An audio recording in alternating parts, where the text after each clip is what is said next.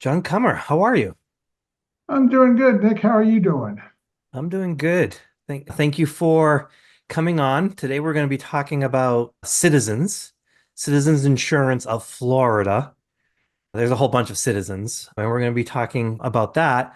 John, I want, before we get into Citizens, I start all of these by allowing my guests to introduce themselves. So, John Kummer, who are you? What do you do? Oh, gee, that could be a long story. How much time do I have? Yeah, exactly. Uh, well, I've been in the insurance business my entire professional career, and I think like most people, I kind of got there by accident. I started as a CPA with KPMG and got assigned to insurance company audit and consulting engagements. In those days, you could still do consulting and audits together.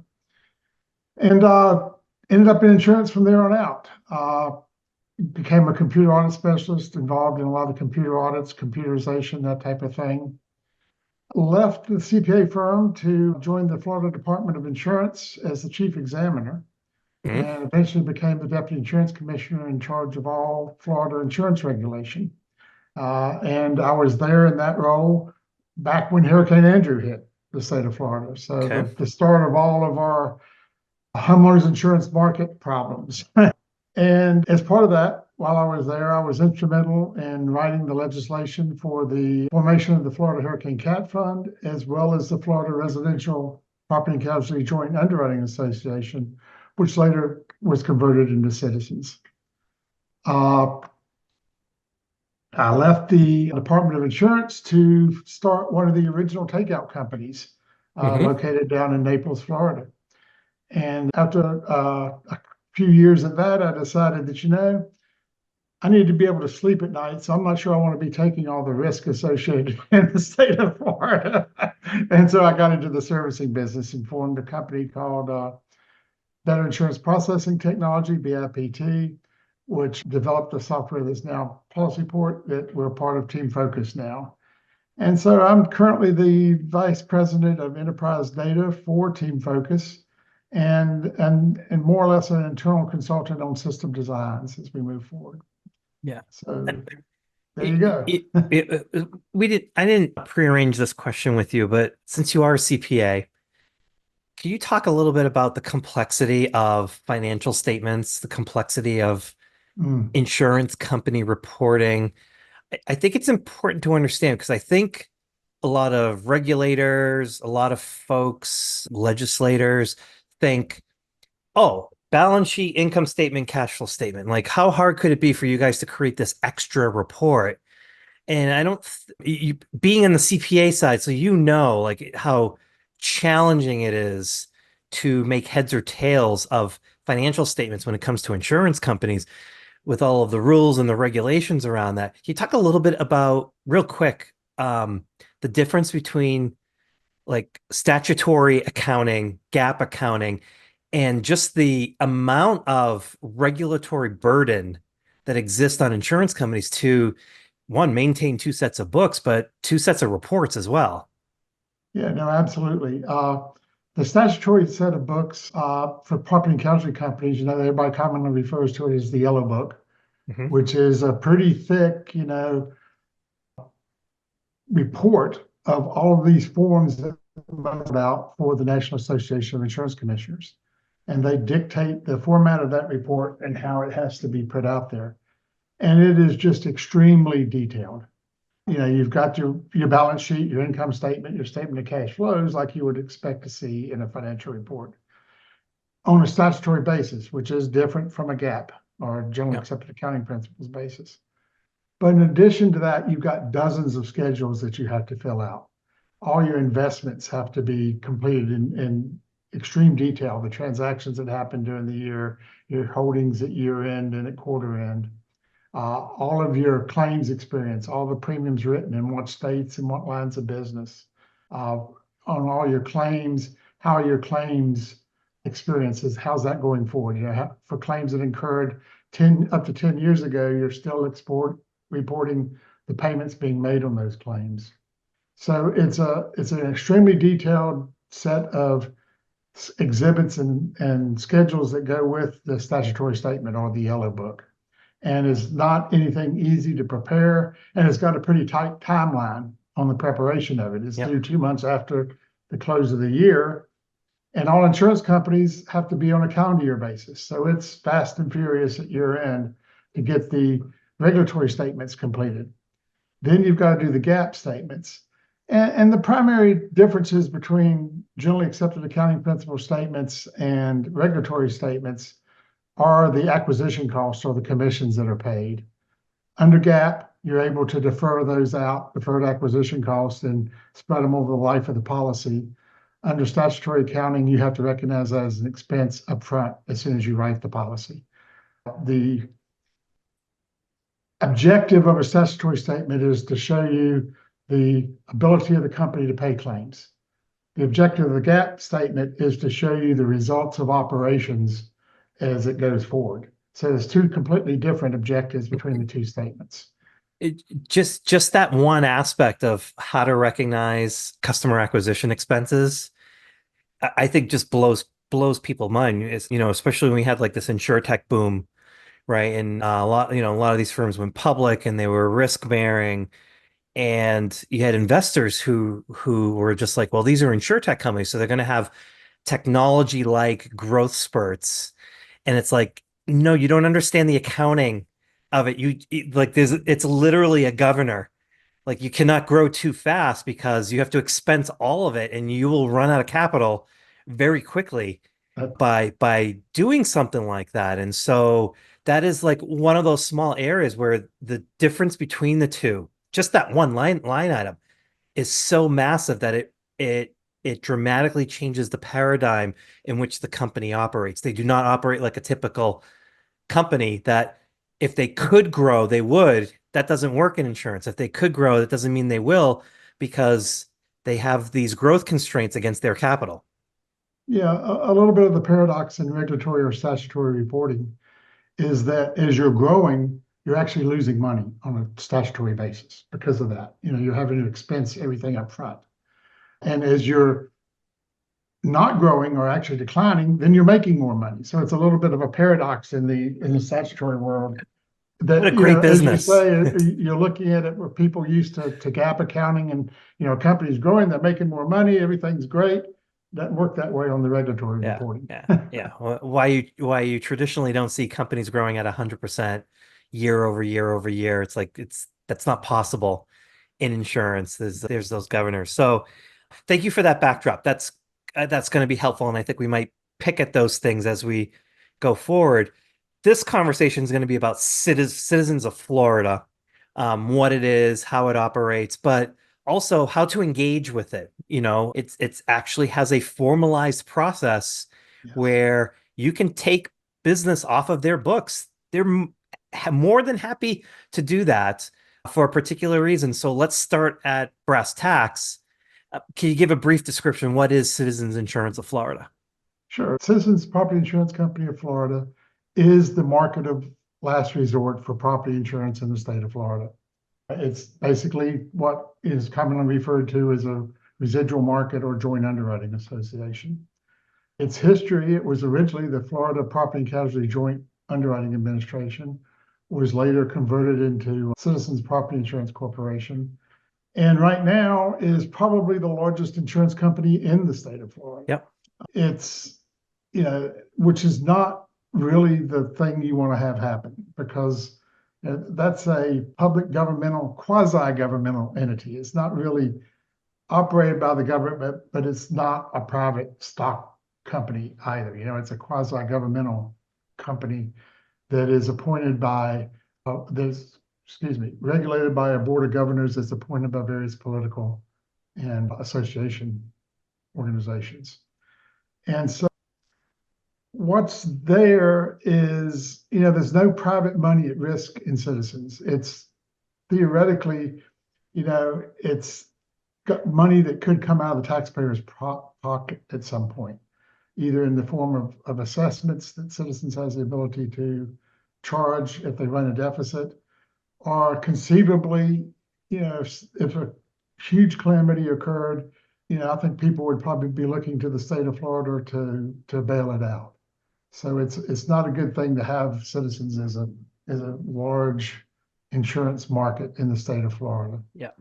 But they are a licensed insurer. So They are. Yes, they similar are. to other carriers, they have to go through all of the other regulatory processes when it comes to rate approval, form approval, bad faith clauses.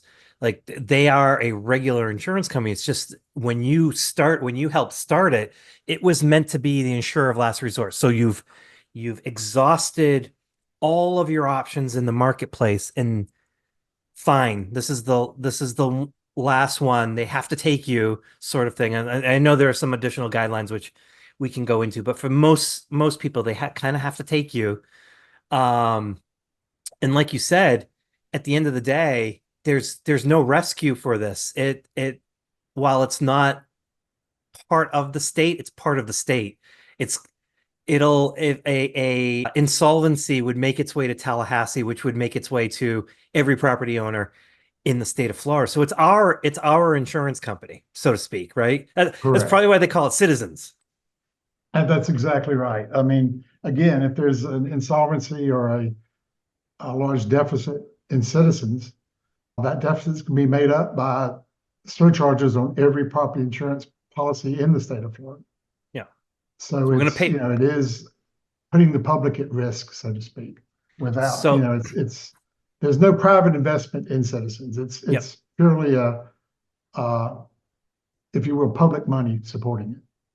So every citizen of Florida should want citizens to be healthy, Correct. right? And that it's the largest insurer in Florida means is not healthy, right? Things can go haywire pretty quick. And so it is that insolvency that creates issues for everybody in the state of Florida. And so things like depopulation, removing business, having carriers come in and remove business is actually a healthy cycle to go into. Can you talk a can you talk a little bit about what a depopulation is and how it's supposed to function? Sure. As you've noted, it's important to citizens to depopulate because they're fully aware of the dangers that they pose to the general marketplace in the state of Florida and to the exposure they're placing on all Florida citizens. And so they're very determined to try to reduce the size of citizens. And they do this with what they call the takeout process, which is where insurance companies or interested parties can actually come into citizens, and citizens will provide them their entire book of business, and you're able to go and, if you will, select or look at that book of business, pick the type of risk that you want, and then actually do a portfolio assumption or a reinsurance transaction out of citizens into your company. So it's a very formalized process. It's published. There are a lot of rules and regulations around it. There are various approvals around it on both citizen side as well as the carrier side that's taking out policies. Yeah. But that's all, it is an objective that everyone's interested in having take place because they're wanting to move these policies back into the private marketplace. Yeah. So one point of skepticism around people who I don't think understand the depopulation, they think of it as a gift from citizens to a private carrier. Can you explain why it's not a gift? It's like you're taking on a massive amount of risk. Like I wish people would give me the gift of taking risk off of my hands in that way. Yeah, exactly. I mean, nothing is free. And so, you're exactly right. You're taking on a huge amount of catastrophe risk when you when you take policies out of citizens. And it's not, again, from a regulatory standpoint or statutory standpoint, you're going to be losing money when you take those policies out. Citizens are going to provide you what's called a ceding commission, which helps offset some of those expenses. But it is by no means a sure thing. You're when you want to take policies out of citizens, you're going to have the policies that you're interested in be run through all the various catastrophe models to try to get a handle on the probable maximum loss that you're going to Hmm. experience in any one given hurricane season or year. And then you have to have both the capital and the reinsurance to be able to sustain that kind of loss should it occur. And that loss is not a matter of if, when, it's when. That Yeah. loss will occur. And so you are assuming that risk. You've put your private money at risk. And so you're hoping that you're not going to hit the 1 in 1,000 year storm come in this year that wipes you out. I mean, Yep. most companies are going to be modeling to a 1 in 100 year, 1 in 250 year type storm to make sure that they can survive that type of a hit. But there's no guarantee that you're not going to get the 1 in 1,000 year storm tomorrow. I Yeah. mean, it's just the nature of the beast with you, if you will, with insurance. Okay. So to be very clear, this is not a gift. It's not No, free. There's like serious risk, and the risk can be multiples of the premium that you collect, right? no, So the absolutely. one with bad luck, you can do a citizen's takeout. That could be your book, and theoretically, you could have an event that knocks you out of business and loses all of your surplus for that one Absolutely. event. And then you have to thank citizens for giving you that gift, I guess. I don't Giving know, you the a gift of bottle of bankruptcy. wine. So there's that part of it. So that's one point. Another point of skepticism is the carriers running catastrophe models. There's this feeling of like, well, they're cherry picking out the good risks and leaving the rest for citizens. Can you talk about that? No, not really. Catastrophe modeling and determining what is called the probable maximum loss, which is PML on an insurance Yep. company's book of business, is it's not cherry picking. You can actually have highly exposed risk that you would look at and say, gee, that's who wants that when it's sitting on the coast in North Florida. But that may actually fit into your PML model and not greatly increase it. So it's not a matter of, okay, everybody's going to pick the inland risk and nothing else. They're going to pick the set of risk that through not fairly, a highly sophisticated catastrophe management programs are going to determine what that probable maximum loss is. And so it's going to be good risk and bad risk combined to get that PML to the level that a company, and it's a complex Yeah. process. Determining the PML depends on the risk, the concentration, where they're located, the construction, all types of things. And so it's not necessarily good risk versus bad risk. It's a exposure and what that could result in terms of the catastrophe model. Yeah, and I think maybe a way for the audience to potentially understand this, it's like a stock portfolio. And if you're assembling a stock portfolio, there are so many different ways that you can assemble it. At the end Right. of the day, though, it's up to your risk and reward profile to assemble it. And then you assemble it, and then you hope for the best. Like you hope, like, I hope our analytics were good, right? Like, so when I hear things like cherry picking, when I hear those words, it's like that's not actually what's really happening. It is similar to a stock portfolio.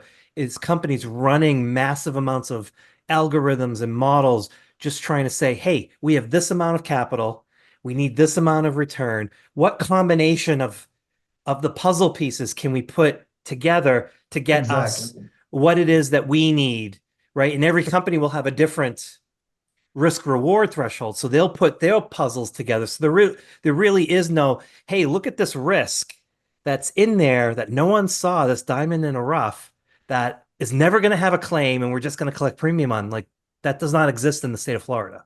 No. And Yeah. it's counterintuitive to what you would think would be your common sense approach, which is okay, if I'm adding risk to my portfolio, I'm increasing my PML. That's not necessarily true. You can be adding risk and keeping or even decrease your PML in some cases. So If you do it right. it's a matter of how those risks fit in with the rest with everything. Yeah. And the analogy of a stock portfolio is an excellent one. It is a puzzle that you piece together depending on what your appetite is. And so it's just not that simple. Yeah, yeah. So, most of the population centers in Florida are going to be Miami, Tampa, Orlando, Jacksonville, and a little bit over at the Panhandle.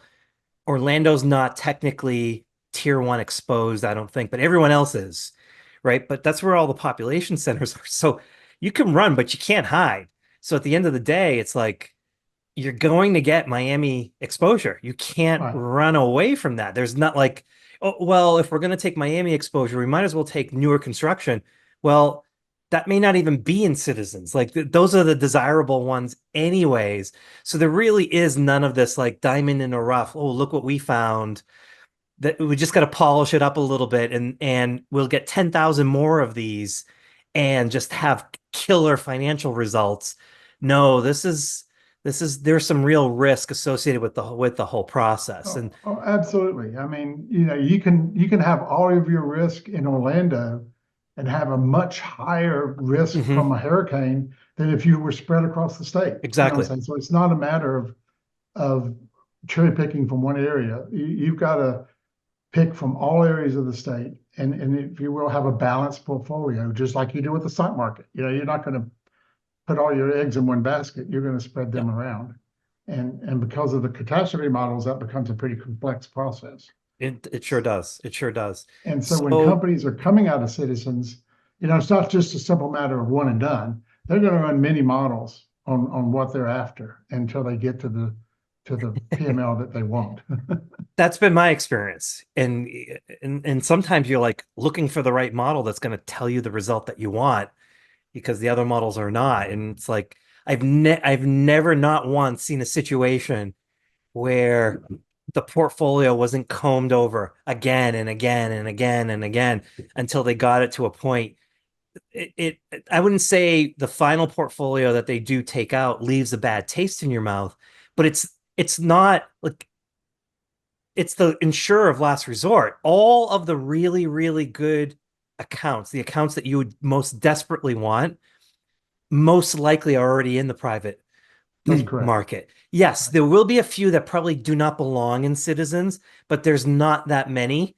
So that process of being able to create a book on the fly in the short term becomes very valuable. And that's kind of what I wanted to transition to, was that process.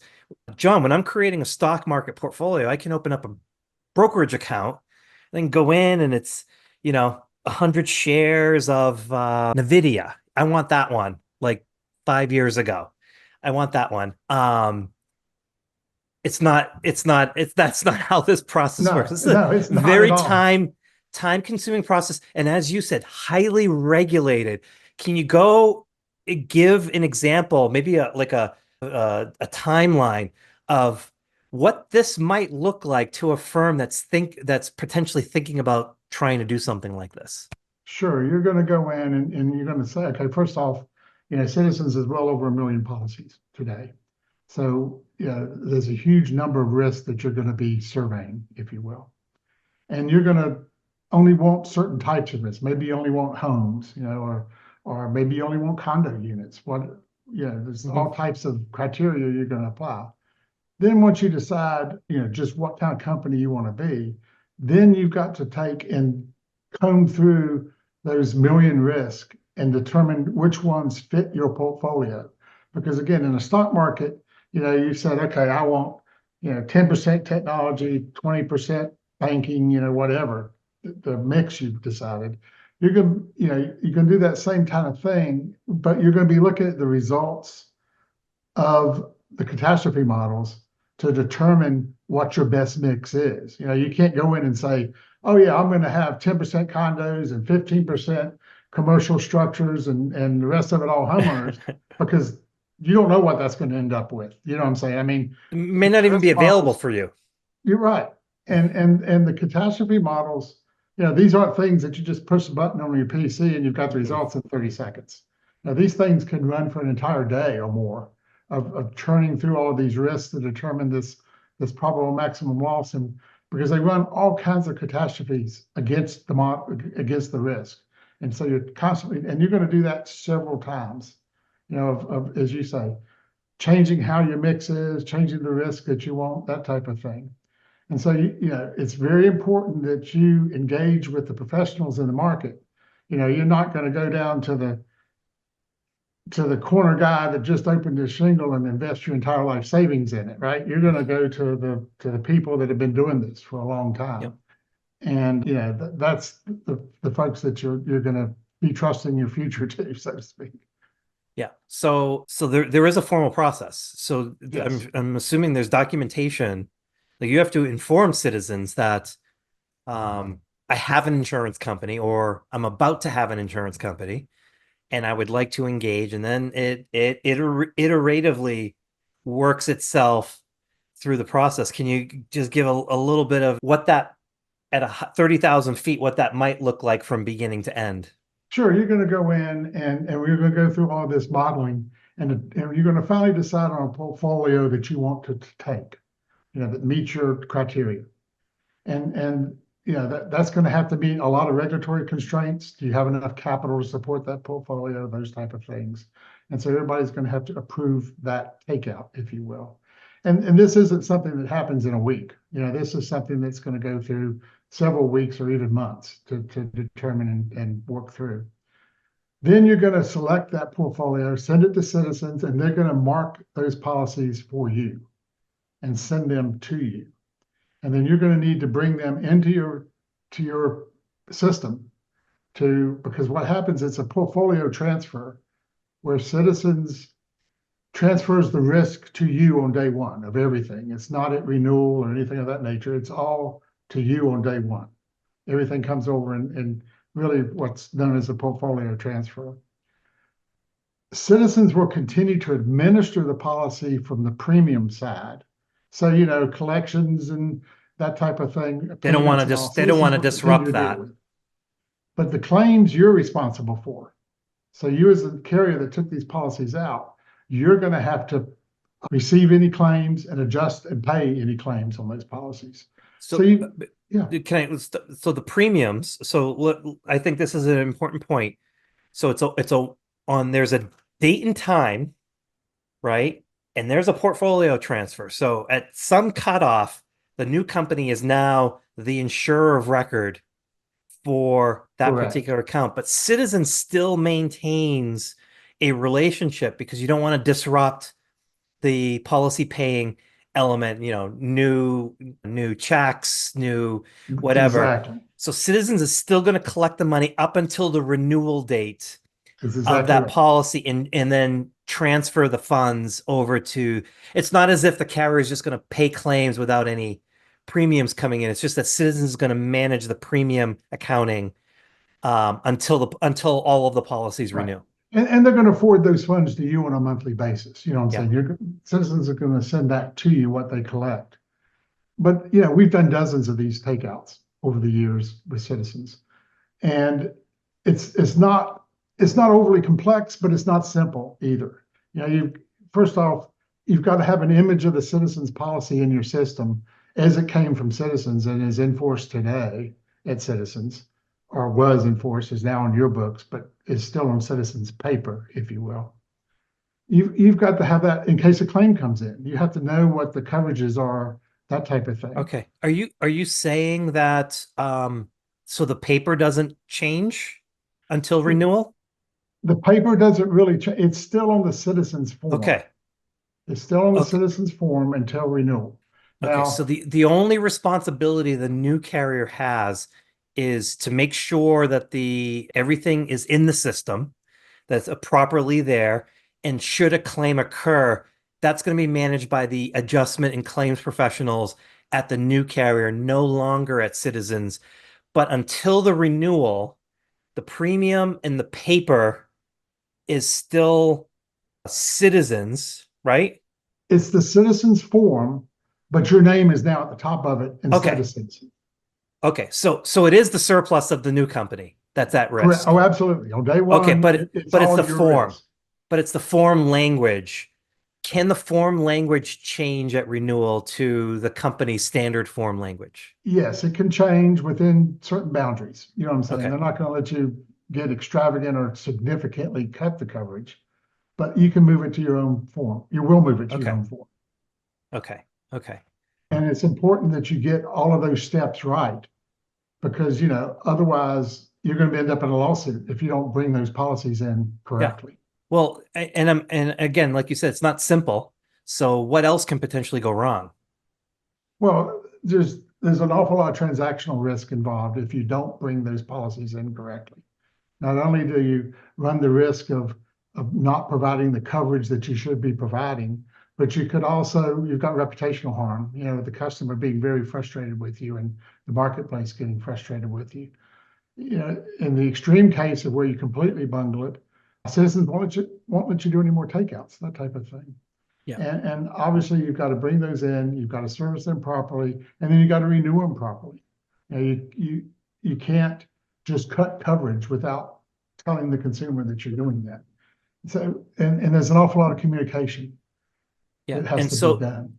yeah, and because it's a carrier, there's also, I always think of them in the middle of the market because they have stakeholders as well. So they have to make sure that they're communicating with brokers and agents who are Yes, communicating with the property owners, but they also have to communicate with their reinsurers as well. absolutely. So in probably they need to get reinsurer sign off that this is what we're going to do.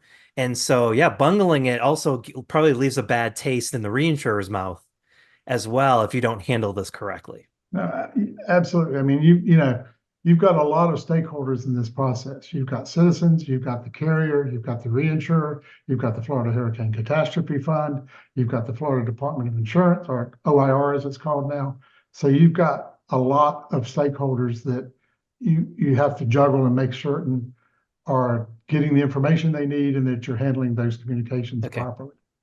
With And so, oh, go ahead, John, finish no, your I thought. was just saying that's a big part. Communications is an important part of the whole process, Yeah. both with the stakeholders as well as with your policyholders, because you want them to stay with you. You want to form a long-term Yeah. relationship with you. You don't want them to cancel you next year. You want them to stay with you. Because this is an expensive process. So it's expensive to actually acquire the book. You can't just have them walk away. So you have to give them good customer service. You have to do the right things Exactly. in order to keep them, which is a very good point because so many people just think this is just a windfall that just money just comes in. It's like, no, there's so much at stake. And John, I would ask you, considering there's so much at stake here, I mean, we're talking tens, if not hundreds of millions of dollars are at stake here. Um, those stakeholders are not going to take that capital lightly, No. right? And so you want the right advisors on this. How would you sort of think about, like, for a firm that's thinking about it, who are those kinds of folks that can hold you by the hand and guide you through to make sure that nothing falls through the cracks, data's getting into the system, everyone's being communicated with, we got the right portfolio. There's so much there. Who should people be working with? Well, obviously, Team Focus has done dozens of these takeouts over the years and helped start many of the takeout companies over the decades that have been involved. And we can certainly put everyone in contact with the experts. The reinsurance brokers are an important component that are involved. We can put people in contact with citizens. We know the people at Citizens that are helpful in the takeout process. The reinsurers, the forms people that can help you model your new forms for that, and all of those types of things. So, at the start of the process, your biggest ally is going to be a reinsurance broker who's going to be running the CAT models for you and working with what's the cost of your reinsurance, which is going to be your highest cost in your book. I mean, reinsurance costs are the most. And when we were talking about transactional risk, the reinsurer is going to be very concerned that you're working with reputable companies and that you have the right controls internally in the company to be able to properly service these risks because their capital is at stake too. They're not just giving you reinsurance Oh yeah. coverage for the fun of it. You know what I'm saying? They're risking hundreds of millions of dollars Yep. with you. And so Yeah. that's, they're going to be doing an awful lot of due diligence on their part to make sure that you're working with the right partners. Yeah. So, as you said, both, I mean, I'll call you one of the founders. You were one of the founding elements, founding forces of citizens way early on. You have decades of experience around the joint underwriting authority, citizens, how it's kind of evolved over the years, and you have decades of experience with takeouts. As you Yeah, said, you've actually helped dozens of companies with under startups, correct. get in and kind of do all the right things. Um, let's talk Actually about was that. one. Actually was a You startup for a what? period of time. So, I mean, give people a sense of how important the technology is Hmm. to doing this, because you're managing so many different things. And I think without a proper infrastructure and a proper system and working with people who properly understand everything there is to know about citizens and has a network there that can pick up the phone and kind of call stuff, like so much can go wrong. What's the benefit of working with someone who knows so much about the process? Yeah, again, it's you won't experience because someone walking in may say, "Oh, we only have to worry about the renewals, so we're just, well, what are you going to do about your claims in the interim?" That type of thing. So you want a technology company that has been through this process before and has the tools at hand to be able to deliver to you what you need to be able to adjust claims on any that come in on the policies while Citizens is still servicing the premium, then renew them properly, do all the communications with your policyholders, both online, through portals and iPhone apps and those type of things. You want a company that can administer all of that for you to make it easy for your customer. Because the customer's worried too. They're going, what, I've never heard of Yeah, this company. It's brand yeah. new. And so you need to be communicating that process out. And you want to do that both in written form where we're sending out the technology companies producing the correspondence for you, as well as the electronic correspondence, emails, websites, those type of things to do that. And then you want them to be able to report everything that needs to be reported out to the stakeholders. You've got, as we talked at the front, you've got all these regulatory reporting requirements you've got to meet. And you want a company that can provide all that detail and has that already done, so that there's not a crisis trying to do that. And so unlike correct me if I'm wrong, but one of the things I think that you guys bring to the table is the servicing aspect of, like, Yes, it's you're not just a technology vendor. You bring the services as well. So if you find that, like, hey, you guys don't have a proper claims team, you can service the claims. You can do some of the reporting or the accounting, or collecting first notice of loss, even correct. underwriting, I believe, right? No, absolutely. In addition to technology, and we have a, very first class state of the art technology system called PolicyPort that will administer these policies and particularly the takeout policies from start to finish. But we also provide the business processing outsource, the BPO operations that include underwriting, very experienced underwriting teams that know the Florida market. They've been in that Florida market for decades. The claims process, if you want us to help adjust those claims, take the first notice of loss, or maybe even just an overflow first notice of loss if there's a hurricane or something like that, we can provide those type of services. We can even do the accounting for you if you want to. We can actually be preparing those yellow books and those annual statements that you have to have done, and of course support all of the regulatory requirements that have to be met, as well as any audit requirements or anything like that that may come up. So we Yeah. we have a soup to nuts solution that you can basically pick a menu from. You don't have to do all of it. You can pick what portions that you want to take yourself. And over time, maybe on day one you want us to do everything, but over time be shifting that in-house. So, we're Yeah. It done seems that se- all seems like a and more smart than willing to do choice. that. Seems like a smart choice, especially for a lot of the startups, because they have so much capital committed to just getting the citizens business over. From an operations standpoint, it's like, it actually might be a while before you have a significant cat event, right? So how big of a claims team do you need? It might take you some time to figure that out. So it might be actually very worthwhile to kind of outsource all of those things to give you time where you're not paying salary to people who are just sitting around waiting for these things to happen. You can actually have these functions are getting done, and as we learn more, we can figure out which are the elements that we should be bringing in-house. Ultimately, chief financial officer, chief claims officer, but which are these that we have time. We'll use a BPO service, give us some breathing room. No, I think I mean, again, if you're starting up a new company that's going to be a takeout company, your hands are going to be completely full just dealing with the takeout and dealing with your stakeholders, your investors, your reinsurers, your brokers, those type of things. You're going to need, you're not going to have time to be doing all these logistical things. And believe me, CFOs and chief claims officers and chief underwriting officers, they're not laying around looking for work. They're few and far between out there today, and so you want to be able to make the right decisions and not have to worry about the detail. And then as those decisions start to pay fruit for you, you can bring those in-house and Yeah. work through them. Yeah. Okay, so we're in the middle of hurricane season.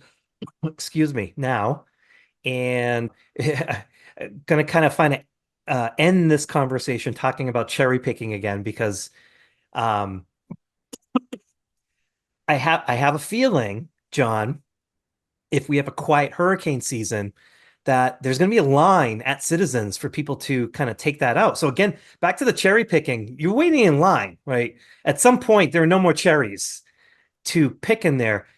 Can you talk about how companies should be thinking about, like, when should they start preparing? If there's a clean hurricane season, I don't think they want to wait till November before they No. begin filing some of this stuff. How would you advise them on thinking about the assumption of a clean hurricane season and dealing with a potential Citizens takeout after this season? Well, first off, if you're a startup company, and you're going to start your company by making a takeout out of Citizens, you need to be doing that yesterday, starting that process, because there's a lot of regulatory hoops that you have to go through to form an insurance company in the state of Florida. And so you need to be starting that process almost immediately today if you want to be ready by the end of hurricane season to do that. Secondly, this whole CAP modeling and work through, as we said, takes time. It's not a matter of days or even weeks. It can be a matter of months to get through all those and have everything selected that you need. Then, all right, here we are. It's the end of November and it's the end of hurricane season, or whenever you feel comfortable that you're not going to get another major storm and it's been clean, so to speak. You're not the only one getting in line at Citizens. They're going to get a deluge of requests, and it's going to be first come, first serve. And so, if you want to get the portfolio that you've modeled, you better be at the front of that line to get there. Yeah, and there's no guarantee if you put a check mark next to a particular location, there's a line of stuff. There's the possibility that you could lose access to some of the ones that you want to get access to. Absolutely. Somebody's in front of you in that line. And I mean, hey, yeah, there's not cherry picking and everything fixed in, and you need to mix your portfolio. But obviously, brand new construction is going to be superior to 20-year-old construction in terms of things. And so everybody's going to be kind of focused if it's brand new construction, Sure. they're going to want that. Well, there's going to be 10 people wanting that one risk. And so you can't wait till the end of the day and expect to get what you want. Yeah. Yeah. John, this has been very useful, very helpful to, understand Citizens. I hope the audience got a flavor for what it is and what it isn't. Right. And I think we're going to do a lot of effort kind of broadcasting this out to make sure that, folks that think this is some sort of like free money handoff from the government or Citizens or the regulators to these greedy insurance companies is quite the opposite. This is a very risky, time consuming. This is what I learned from you. Very risky, very time consuming, and not inexpensive process. So all three of those things adds up to, like, things can go haywire really quick does not sound like a windfall to me. I might want like 30-year US government bonds instead. Exactly. It is by no means a gift. Uh, you're going to have to work hard for it, and you're going to have to spend a lot of time and a lot of your resources, and it's not going to be without significant risk. Yeah. Yeah. And so it's always amazing. Everybody, as a sideline, everybody thinks that whatever you put in premiums, you ought to get back in losses from an insurance company. That's not the concept of That's insurance. You not know how what I'm insurance saying? works. It's not an annuity product. It's a Even sharing of risk. even insurance professionals that I bump into online get that confused. It's not a free roof. They paid premium for that. And it's That's like, yes, but it's being advertised as a free roof. You're not going to So replace, you're not expecting to replace every roof in your portfolio. You're only expecting to replace maybe, 2 or 3% of them. yeah, yeah, exactly. John, this has been immensely helpful. I will put your contact information in the show notes for anyone that wants to get in touch with John, which I highly recommend, especially if you're in Florida or have any dealings with citizens or need outsourced BPO services. And you're not just Florida, you're nationwide. So you can Oh, we do are nationwide. yeah, you Absolutely. can do this sort of BPO services in any state here. So I will put your contact information on, and thanks for bearing this lovely Florida thunderstorm with me. I don't think my microphone picked it up, but man, we had some flashes and some thunder. And well, we do live in the lightning capital of the world. We So, do. We do. We have the most wildfires east of the Mississippi because of that lightning. yep, So hey, but we still live here. We love yeah, light it. lightning, hurricanes, gators, sinkholes. Like what's not to love? Uh, and we call it paradise, and it is. It is. It is. John, thank you so much. Thank you, Nick. Appreciate it. Okay.